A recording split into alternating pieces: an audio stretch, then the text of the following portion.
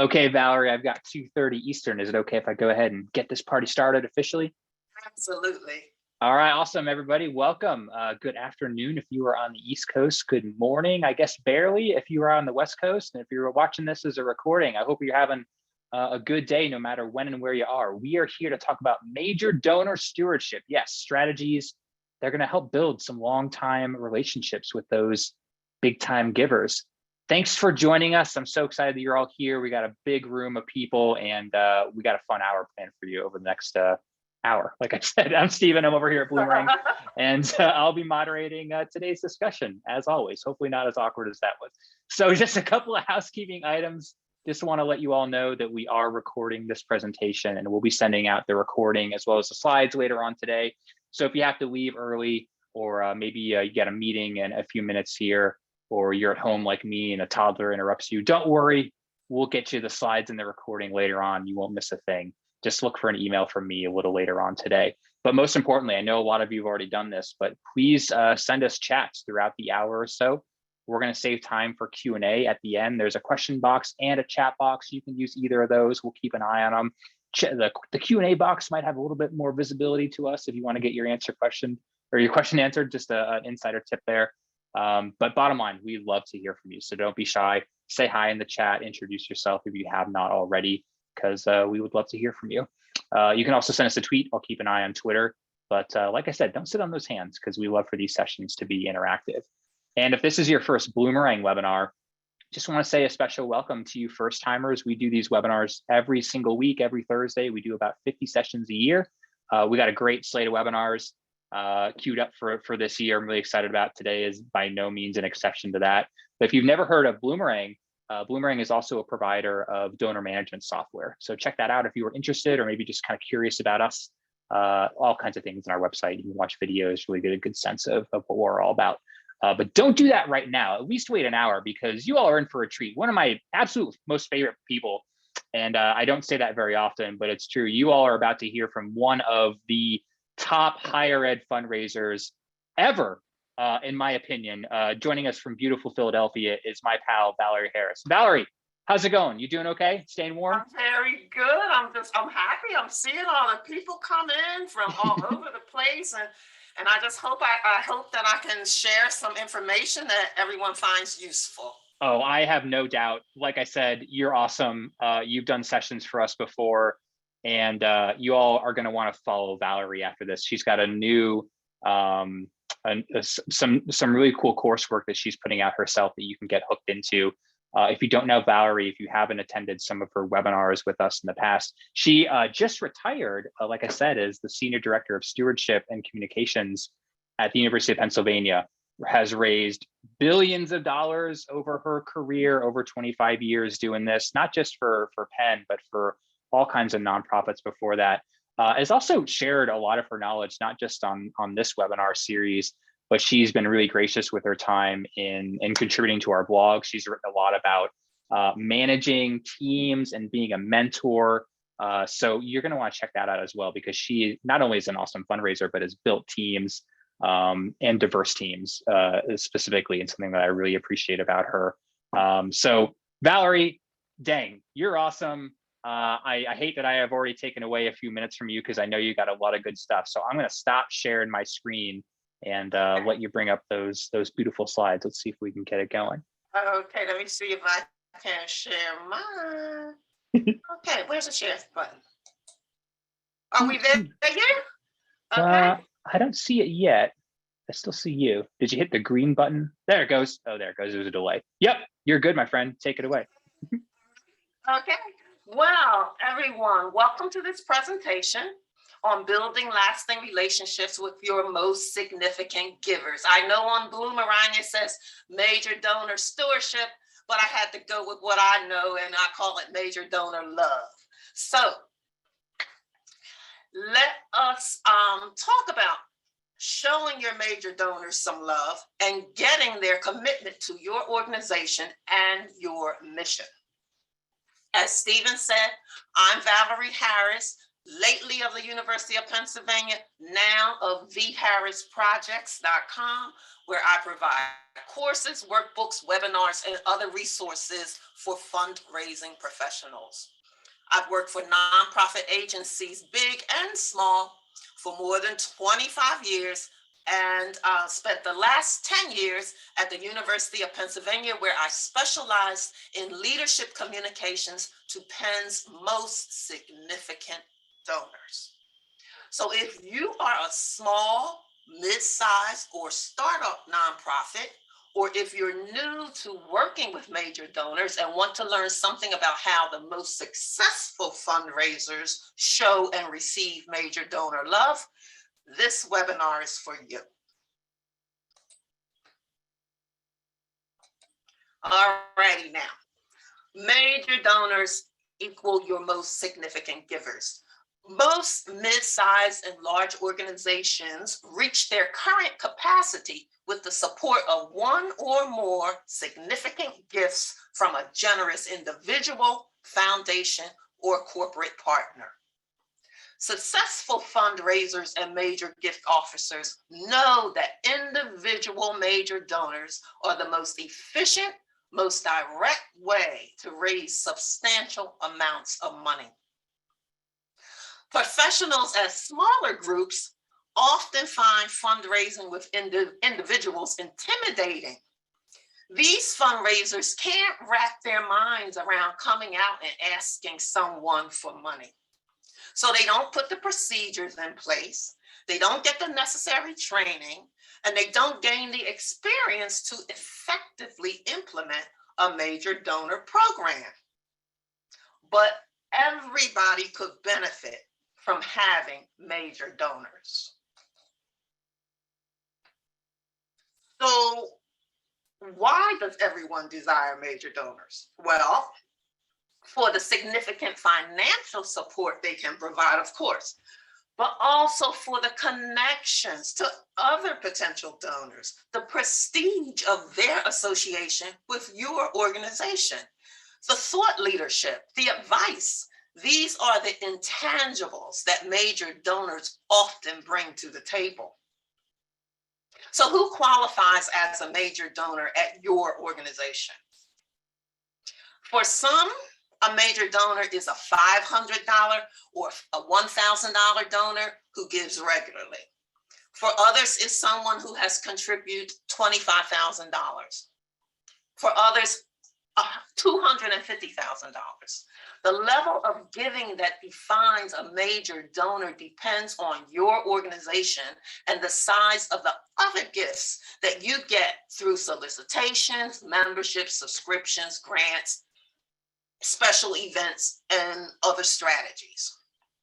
I would add that an ideal major donor prospect is someone who can make regular gifts from their bank account, but who also has other assets they can tap into to support your overall organization, your mission, or a particular program. So this is what we're going to talk about today. We're going to talk about the major donor mindset. We're going to talk about 4 commitments you must make for your major donor program to succeed, why you need a major donor society, and engaging major donors beyond please and thank you. But as we move through the presentation, here are a few questions to consider. How many major donors do you currently have? At what giving levels? And how often do they give? Number 2, if you have not yet identified any major donors, do you have any donors that you think could become a major donor with some attention and cultivation? What are your group's strengths and weaknesses in working with major donors? So I'm really talking about the nonprofit that you work for. What strengths or what weaknesses can you conceive of that would impact your working with major donors? Also, I'd like you to think about how much organizational capacity does your group have to implement a major donor program? Is there a staff or board member capable and willing to work with you or take on this role? You may not have it all together, but as we move through the presentation, I would like you to think about what you can do now to help you prepare for major donor fundraising. So let's start by looking at the major donor mindset. And we're looking at it from their point of view. Major donors and prospects are looking for a passionate connection to your organization's work. So how you communicate the work that you do is of utmost importance. They want to fully understand the impact of their giving. What can you show them that demonstrates their contributions at work, that shows them the results of their giving? Major donors want to engage with your organization beyond the money they give, whether it's as a board member, an advisor, a thought leader, or someone you can call upon to help with overall strategy. Many significant givers achieve their wealth through entrepreneurial efforts, and they like to see that kind of mindset at work. They want to see innovative thinking and sound business practices in place at the nonprofits they support. Lastly, most are metrics driven. They want to see that you are achieving your mission, and they want to see the numbers to support that. So these are things that you guys can be thinking about in your own individual organizations. The metrics, I'm sure you've seen other trainings, webinars about gathering your metrics. So you should have started putting that in place. So you now have an idea of how significant givers and prospects think. So if you think you're ready to build a major donor program, here are 3 things to have in place to help ensure success. First of all, you need a system like that of our friends here at Bloomerang that will help you be more organized and knowledgeable about your donors as individuals. In addition to the general geographic, demographic, and relationship information, we at Penn always included in our tracking system the personal information that the donor has shared or donor preferences. This personal info helps ensure that you're communicating with the donor in a way that shows familiarity and respect. For instance, if the donor's name is James, and he prefers James, don't call him Jimbo or Jimmy or Jim. You will have in your preferences that he prefers being known as James. Secondly, a commitment to professional development.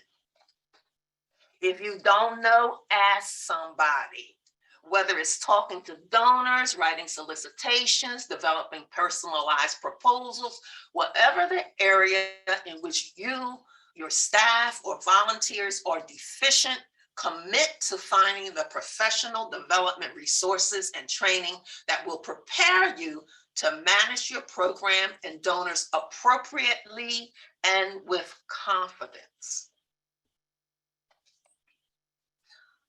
I would periodically create professional development trainings for my award-winning team at the University of Pennsylvania. These trainings were specific to the work that we did in partnership with gift officers in service to Penn's major donors.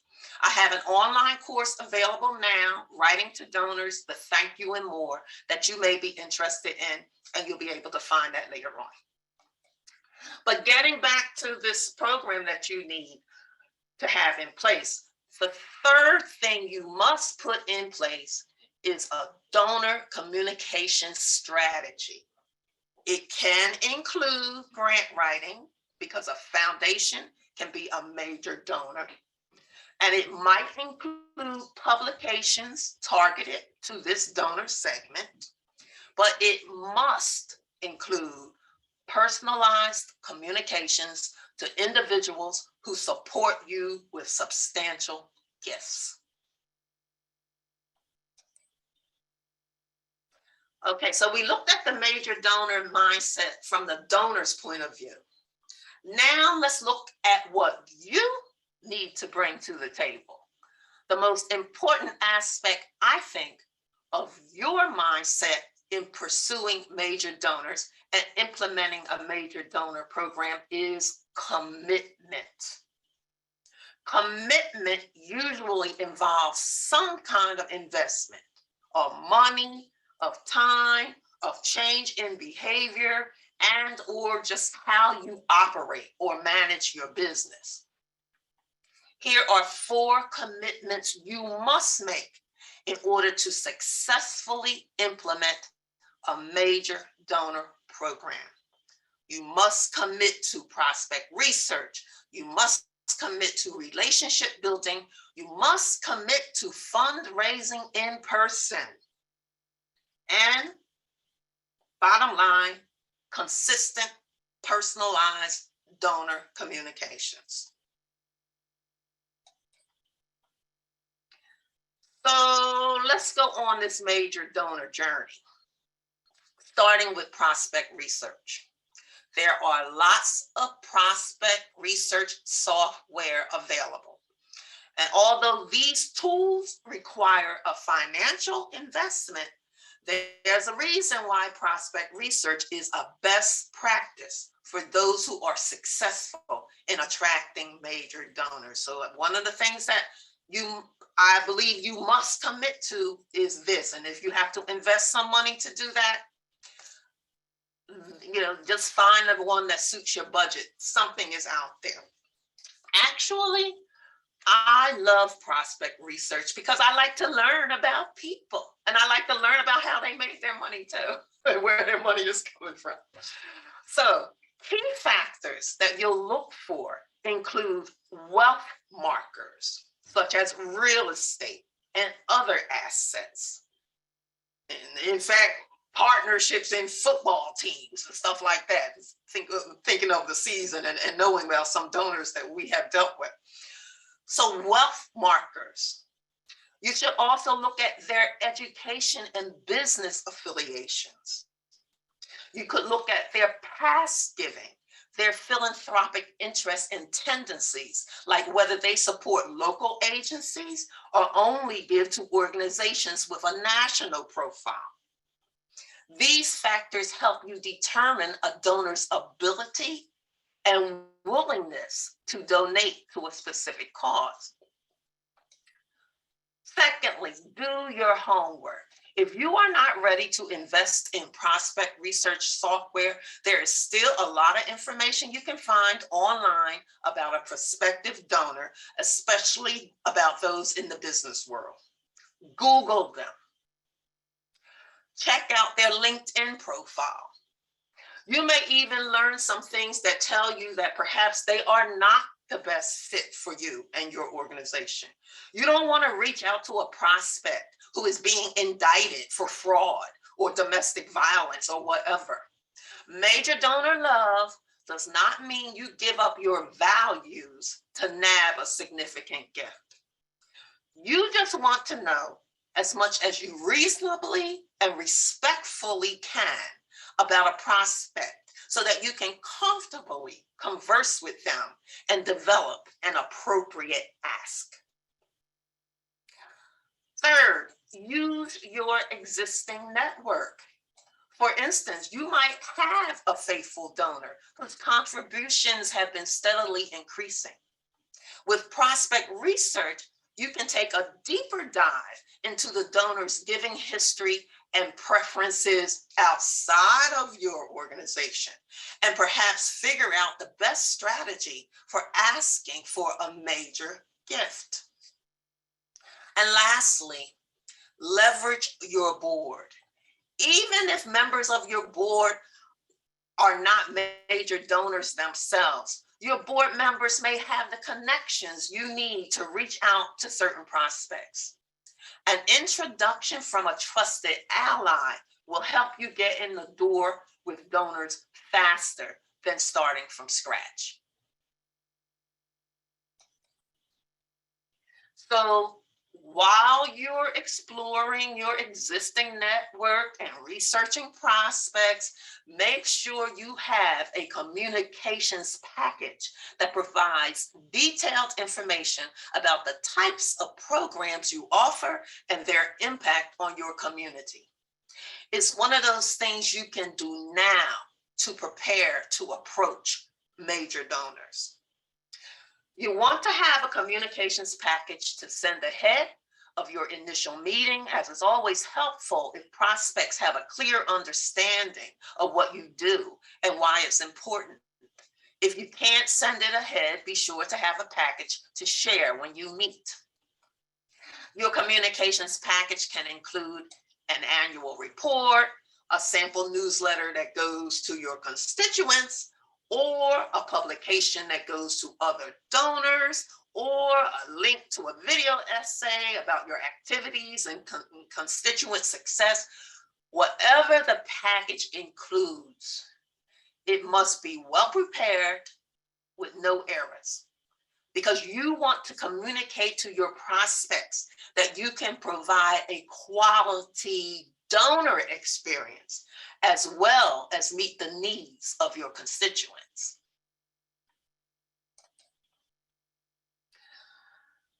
Relationship building. The get to know you visit or phone call or Zoom meeting, and in this day and age, whatever it may be, is one of the most important steps in cultivating relationships with prospective major donors. If there is a board member or associate who can make the introduction, so much the better. One-on-one meetings build the foundation for a meaningful relationship of trust and involvement with your organization. And donors often require this kind of relationship before making a significant gift. Many prospective donors will want to meet with leadership to ascertain how they think their management expertise, their accessibility, and their friendliness. An exclusive meet and greet can be the start of a long-term and gratifying partnership.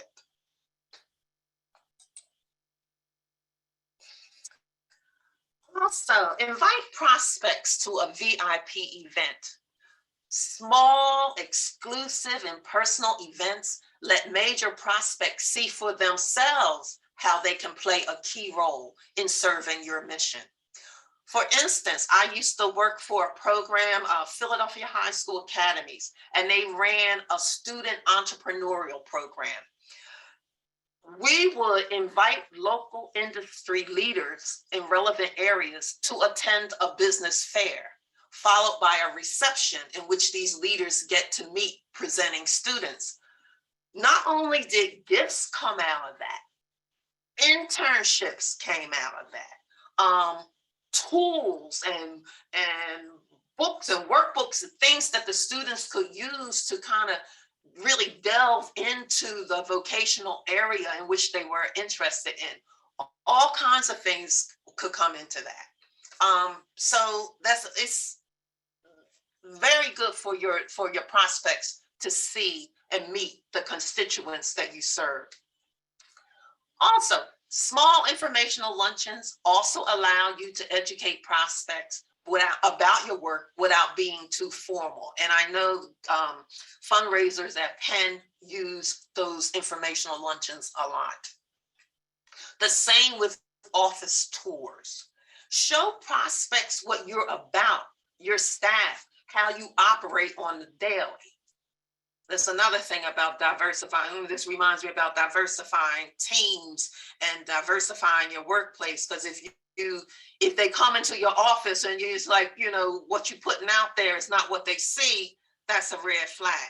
But anyway, An office tour or tour of the new facility where you are serving constituents can really solidify a donor's interest in supporting your organization. And I'll say too that many foundations are not keen on funding capital projects or making capacity building grants. Individual donors are free to fund whatever you propose that they agree will be of most benefit to you. On the other hand, they're free to fund what they propose and that you decide aligns with your capabilities, mission, and goals. Now, I will say this because major donors can be very high-powered people, and they have notions and ideas that they would love to see put forth in our society. And they will definitely, at times, propose to you something that they are interested in funding. Well, if you could do this, I would be interested in that. I would certainly be interested in supporting that. That's nothing that you say, oh yes, we'll do that. No, you go back and you talk about it, you think about it. You do not agree to do things that you don't have the capacity to do, or that do not really align with your mission or your goals. The third thing that you must commit to: face-to-face fundraising. I've met so many professionals at nonprofits who say they could never ask someone for money. But the most successful fundraisers at any organization do not have this fear. If your current fundraising is limited to direct mail appeals and writing for grants, you are leaving a lot of money on the table. Those activities need to be part of your overall fundraising strategy, not the entire program. Remember, this is not a cold call. The donor has heard of you. They've looked at your communications package. A mutual ally suggested that you meet. They're interested, or else they wouldn't be giving you their time. So hopefully you can meet each other's philanthropic needs.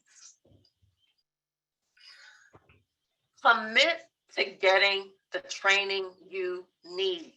If you can't find a program, enlist some successful major gift professional to assist or mentor you. Ask them if you may have a couple of practice sessions with them. Be prepared. Once you have the opportunity to meet face-to-face with a prospect, know what you're going for. I once went with the executive director of a dance organization to a one-to-one meeting with a prospect. And this was a good prospect who has served on this organization's board under past leadership and had come into some money. So she looked this organization up to see if she could support us in some way. However, we had not done our research. We did not know the prospect's current interest. We didn't practice, and all of that equaled disaster. I shudder to think about that meeting. Put that out of my mind. Anyway, be prepared to articulate exactly what you want the money for, the amount that is needed overall, segmented funding opportunities that might interest the donor. And also understand that one meeting may not clinch the deal. Usually it won't. You can't rush major gift solicitations. Patience is key. Take the team. One of my most successful meetings was when I was director of development at a mid-sized nonprofit. I was part of the team along with the executive director and the program director. Between the three of us, we were able to answer questions from all areas, and that resulted in a significant multi-year gift. So That was one of the times I was proud to be part of the team. Lastly, follow up. Thank the prospect for the meeting. Was there something you promised to get back to them on? Was there an interest that they mentioned that you found a good story or some relevant information about? The meeting is not concluded until the follow-up is done. When you look at this picture, who's the donor and who's the fundraiser? I'm looking at a lot of the images that I have here, and we may have association about who the donor, the prospect is, and who is the fundraiser. But let's think about either one of them could be either one. They're just people. They're just people like you and me. We've talked about personalized communications before as one of the most important elements of successful fundraising, and no more so than with major donors. I've created a short ebook that summarizes the key elements that make up personal communications. But here is the short list for why it's important to consistently communicate with your donors in situations that don't involve asking for money. Acknowledges the donor as a person, not just a dollar sign. It deepens the relationship. And it actually makes fundraising easier. We'll touch on what some of these non-funding related situations might be a bit later in the presentation. So now, why might you need a major donor society? When you request a major gift, you're asking for a big commitment. If you want to secure a substantial donation and you want that donor to stick with you, you need to make them feel like they are part of something special. One way to do that is to create a branded major donor society. At Penn, every school has a major donor society. Where when I say every school, I mean Wharton, I mean the dental school, the veterinarian school, this College of Arts and Sciences. They all have their own major donor society, as well as the university on the whole has a major donor society. And we would have some great brainstorming sessions trying to come up with names for these groups. So that is something that your whole organization and your board should be part of in terms of naming your major donor society. But an important reason why you need a major donor society is because it gives you a chance to build a community of significant givers that you can call upon to help you meet major challenges and boost various campaigns. And you will build that community through exclusivity and incentives. Because in case you didn't know, people who have great giving potential enjoy being in the company of others who do.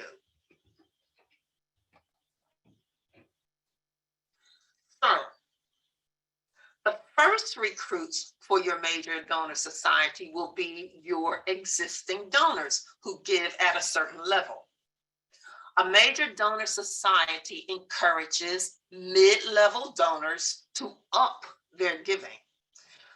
For instance, if in the past I habitually made a contribution of $5,000 a year, and you notice that for the last 2 years, I gave $7,000, I might be a prime prospect for the major donor society. A gift somewhat above my current giving, what we call a stretch gift, will gain me entree into your major donor society, where the minimum is $10,000. So Valerie, you gave $7,000. Do you think you could rev that up a little bit more and help us launch this major donor society? That's a way to put it, and that's how you encourage those who are already giving to step up. Secondly, people like to feel included in what seems like an exclusive club. And that reminds me of that old time comedian Groucho Marx used to say, I would not join a club that would have me as a member. They want exclusivity. One thing that makes people feel good about being included is what they can achieve together, a goal that the society and the organization aims for and meets, and then comes together in celebration. And what makes the group a feel-good exclusive group are the perks and incentives that you will provide for only those members of your major donor society. So think about the perks your organization can provide. In my last experience, during alumni weekend, for example, our major donors got free parking passes. And in the city where parking is premium, free parking is very much appreciated. So what other ways can you show your appreciation to your most significant givers? And a major donor society is an excellent opportunity for stewardship. It's the most wonderful way to steward your most significant givers. And you can do that with special events and receptions. The kind you invite your prospects to are excellent ways to recognize and steward your major donors. By the way, your major donors are not only your most significant givers, they are also among your organization's most important ambassadors. They will talk you up. If they work for companies that offer matching gift benefits, they tend to take advantage of them because they're savvy about multiplying money. Receptions for your major donors provide them with the opportunity to network among each other. And as I said, they enjoy being around each other. They enjoy the opportunity to meet somebody that they have been wanting to meet. They enjoy these and they know how to work them to their advantage, and oftentimes for your advantage as well. One way you can show your appreciation to your major donors is to optimize your communications with them. Every major donor is different. Don't barrage them with information that does not resonate with them. Make every communication with them meaningful if you possibly can. Provide your major donors with options for how often they hear from you, because everyone may not be interested in your monthly newsletter unless they're spotlighted in it, and then they're going to want a copy of that. What information are they looking for? Do they want to hear stories of impact? Do they want to just know new sources of income? Or do they just want to see the metrics, the numbers served, where you stand on reaching your fundraising goals, etc.? How do they prefer to receive the information? Do they prefer print, an email, a link to a short video on your website? And by the way, all of your print media, including your annual report, should be available in digital format somewhere on your website. Or will they be happiest with just a monthly or quarterly phone call from you? Wouldn't it be nice if you look at these happy, smiling faces that somebody with some money would light up when you call them like once a month or once a quarter? That would be a wonderful thing. And I'm sure it would be very advantageous for you. You can also create segmented lists according to donor preferences. List C gets the email publication. List B likes print. And list A will appreciate a call. Make sure you keep all of these communications preferences in your donor database and honor them.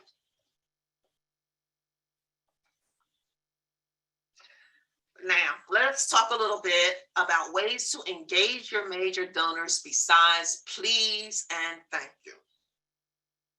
Once you have received a substantial gift and designated the giver as a major donor, you will need to be meticulous in your ongoing communications to solidify and build upon the relationship. Because if I'm important to you, I don't just want to hear from you when you're asking me for a donation. In addition to your gift acknowledgements, there are other forms of communications that tell me that you care about me and recognize me as a person.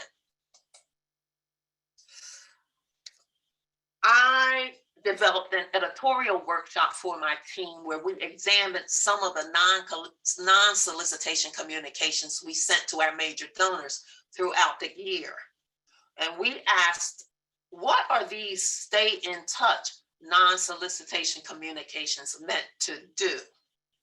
What does a congratulations or an invitation or a sincere condolence, what do these communications really say to your donor? Well, consider this. A congratulations on your new promotion or your retirement says, your friends at Good Nonprofit are rooting for you. We celebrate your accomplishments with you. An invitation to serve on an advisory or fundraising committee tells your donor, we value your expertise. We would welcome your participation. And a condolence says, we understand that you're dealing with a loss right now and we're thinking of you. Is there any, let us know if there's anything we can do. Staying in touch with these kind of communications humanizes your organization. They let your donors know that they are important to the organization outside of their giving. Donors want to feel that. That's what engages them. And engagement is a huge part of ongoing stewardship.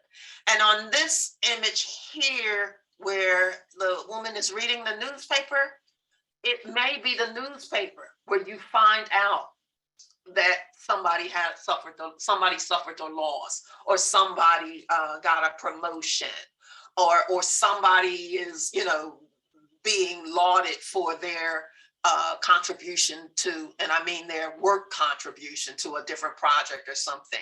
So it's part of that ongoing research of your prospects and your committed donors. We used to get Google alerts whenever certain people was in the newspaper so that we would know that something happened in their life that we would then send an appropriate communications for. And ultimately, what you want your donors to say to themselves and to others is, that's a terrific group of people over there. They are a great bunch. They do a wonderful job. Not only do you do a wonderful job with your mission, but you do a wonderful job with the people supporting your mission. And that's who these donors are. So now, if you ever get stuck on what you should say in your ongoing communications to your most significant givers, I have a workbook available that includes scenarios and sample letters, along with questions to make you think about what will work for you, your leadership, your organization, and your major donors. So, how will you know your major donor strategy is working? How will you know your most significant givers are feeling the love? You can look at 3 areas of engagement. Giving. So we're talking about donors, so the giving is pretty obvious. Is it stagnant? Is it increasing? Is it decreasing? If it's decreasing, consider if it's something beyond your control, like the overall economic outlook. Okay. But if that doesn't seem to be the problem, the next 2 things I would look at would be, 1, your fundraising technique, your training, and your preparation. What's missing that you need to help take fundraising to the major donor level? So take a good look at what you're doing and see where you can improve. The second thing I would look at would be the quality and timing of your communications. How are you showing up in print, by email, on the phone, and in person? Are you showcasing your accomplishments to full advantage? Are you informed? Are you editorially correct? Are you respectful of donor preferences? The quality and timing of your communications may be a contributing factor if contributions are decreasing, and we never like to see that. In terms of service, have you increased your board with any enthusiastic or generous new members? Have you snagged any new volunteers? Have your strategies invigorated any of your longtime supporters with new ideas to move the organization forward? If you have communicated with your donors about a new challenge or need that your organization is facing, is anyone asking, how can I help? Oh, we would love to get those kind of emails, those kind of phone calls, those kind of letters asking, how can they help? Third, look at response and response rates. Yes, responding to solicitations is important because that impacts the giving. But what about your non-solicitation communications? Do you see an increase in donor engagement? Do they open the emails? Do they show up at events? When you send them a congratulations or a condolence, do they respond with a thank you? You'll know that your strategy is working when your major donors respond and engage with you by their giving, but also beyond their giving. So that's all I have for you today. I hope I've given you some tips you can use or affirm some of the good things you've been wanting to try or have started to put in place. Again, I have created some resources that you may find helpful, and they are available on my website for purchase if you're interested. And now, Stephen, if we have time, I'll take some questions. Yeah, we got time. We probably got a good solid 10, 12 minutes. And there's a lot of questions in here. I think you got people's gears turning. So thanks, Valerie. That was a lot of good information. It's always awesome to learn from you. So first of all, thanks for doing this. I really appreciate it. Pleasure. So there's some good ones in here. A lot of people are asking about, doing this during a pandemic. And when you were at Penn, I think it was, in those early days of the pandemic, how did you do things like in-person visits? Did you tours, things like that? How did you kind of navigate, social distancing, wanting to stay safe, but still want to make, those personal connections with donors and prospects? Well, we did not do, in the early days of the pandemic, we did not do a lot of personal visits. I know that, oh goodness me, we were supposed to have events overseas. All of those were canceled. All around the country, we were canceled. But phone call wasn't canceled.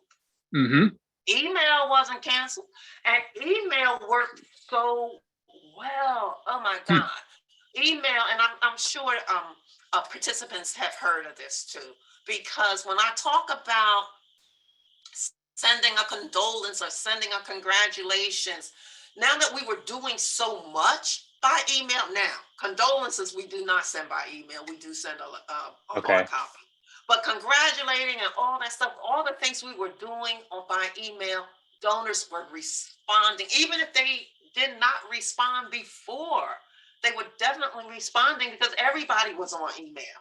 And it kind of solidified the relationships people who were not doing it, say for instance, the president would do it all the time, but say the vice president of development, he wasn't doing it as much. He started doing it. So now he says that he will continue to be emailing all the major donors and so forth because he liked getting, oh, John, thank you for reaching out and all that.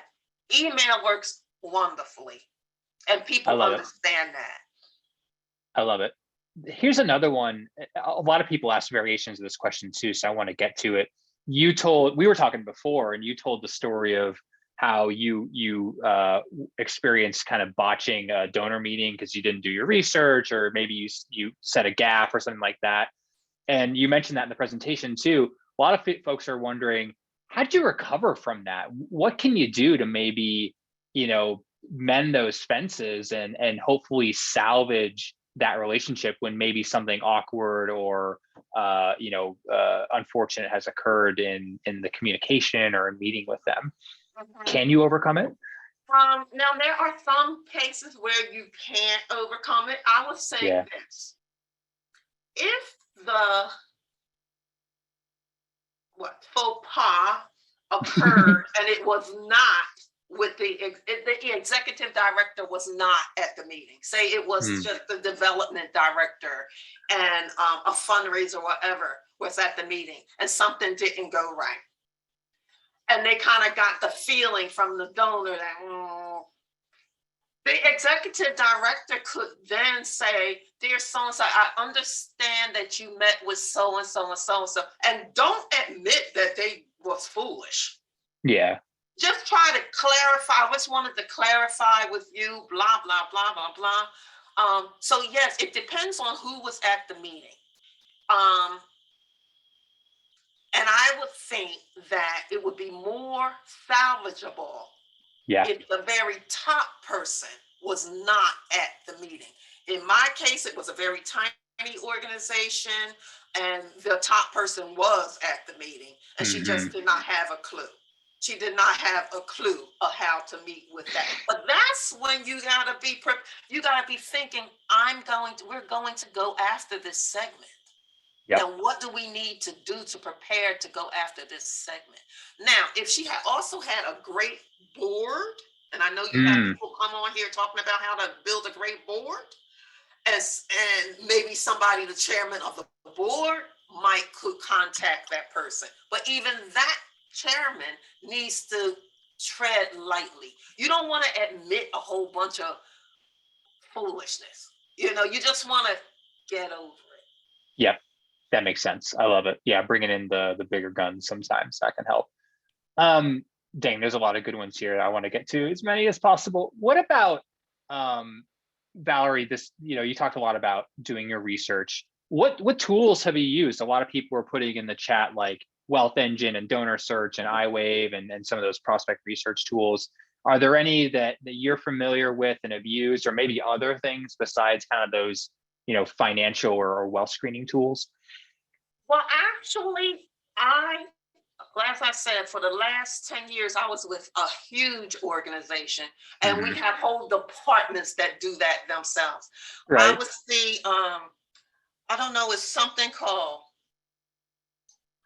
I don't know what it's called. It had to do with wealth that I could access and learn and do things. So I don't have a particular one that I would recommend for our participants, and they have to do their research. But I say this: Google works well. Google works well and costs nothing. So use that first. In fact, use that first before if you haven't done anything, if you haven't invested any money, go with Google first, and then see if you need to do more. I love it. Now, you've worked at organizations big and small. There's a lot of those small shops listening. That's kind of a big piece of the Bloomerang community. There's a lot of one person shops here. What advice would you have to the one person shop here that's trying to do everything? We were talking about this before, wearing all the hats. Where should they start in terms of major donor cultivation? Is it the board? Is it friends and family? Is it, existing donors? What do you think would be maybe the lowest hanging fruit for that limited amount of time they have? Well, I never really got into the friends and family Okay. a bit because I knew my friends and family didn't have money like that. That's what I was looking for. But this is the thing. And I know there's a lot of people starting nonprofits. Mhm. And you need to think about that because you need a board. You need a board. This is not something that you go after alone. Yeah. If a major donor, somebody you reading in the news, but they don't know you from Adam, you're a one person shop, you got a great idea, you got a great little program, you got a great little things that you're doing, you're still gonna need somebody else to work with you. If your organization or your program, you don't have name recognition, you're one person, so your results may not be all that tremendous. You may have wonderful potential, but you're going to have somebody else who is also convinced of your wonderful potential to go with you arm in arm and start this. So if you don't have a board and you're trying to do this and you got your friends and family on the board, you need to shore up your board. Because your friends and family are not going to help you when it's time to go to this one-to-one meeting with this person, with this major donor prospect. So that's where I would start. Now, if you have a wonderful board, then you start with somebody on that board and say, look, I think that we need to go to the next level. We need to start trying to attract these major donors. And you still they got to be on board. Somebody has to be with you, to help you with this. This is a big prospect and a big commitment. And you don't want to go out there failing all the time.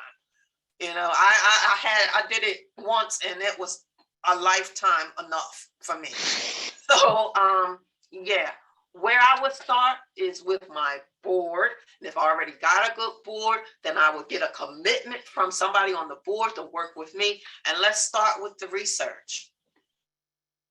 Yeah, it seems like they'd be a kind of the secret weapon because maybe they're in the business community, right? Maybe they could have those connections. That makes a lot of sense. Yes, and read the newspaper, stay on these, look and see who's doing what you need done. Even if say for instance, if you had a foundation that liked you, you were their pet project, and they liked you, and you maybe had a program officer. Maybe I would even ask the program officer, "Can we meet? Can I talk to you? I want to try to do this." Maybe somebody could put you in touch with, as I said, like a successful major donor fundraiser who could assist you or mentor you or just have lunch with you and give you some tips. Yeah, that's really good advice.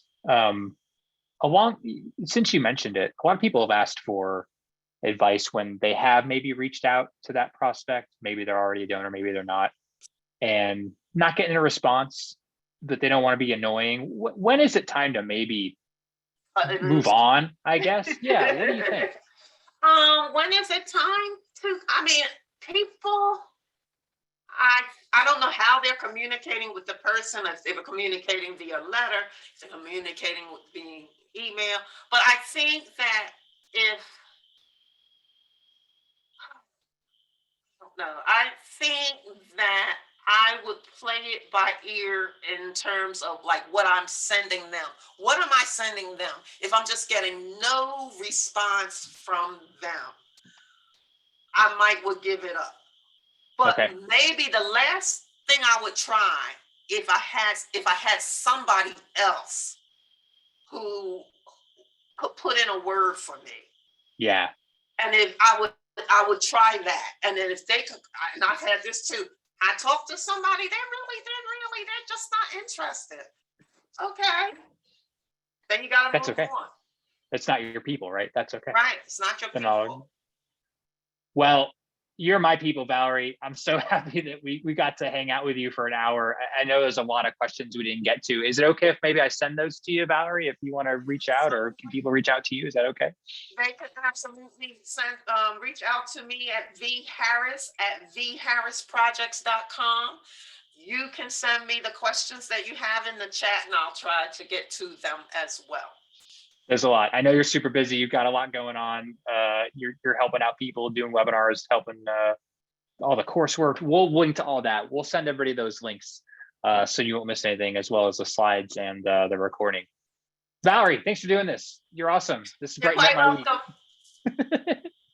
And thanks to all of you for hanging out. I know it's a busy time of year. Maybe you're doing those year-end acknowledgements and trying to wrap things up from last year. So I always appreciate seeing a full room, especially this time of year. And if you are free next week, we're going to keep it going. Let me bring up our next webinar. Speaking of the board, my buddy Elizabeth is going to be talking about getting those board members involved in fundraising. Yes, one of our favorite topics. Elizabeth's awesome. She's over at CCS Fundraising and really knows her stuff. So this is a nice little dovetail from this presentation for sure. You know, all the things that Valerie talked about, you're going to get some advice specifically on getting that board involved. So next week, 2:30 Eastern, same time, same place. If you can't make it, register anyway, because then you'll just get the recording. I don't care if you don't show up live. I won't even know actually if you I don't look at that. I don't mind. So I'm happy to send that out. So don't feel obliged to attend live. That's okay with me. If you still register, you will get the recording there. So we will call it a day there. I hope you all can join us next week or on another future webinar. There's lots of other sessions out there that you can check out and register for. Valerie, thanks again. Good to see you. We'll have you back for sure. And I hope you all have a good rest of your Thursday and a good weekend. Stay safe, stay healthy. We need you all out there. And hopefully we'll talk to you again soon. See ya. All right.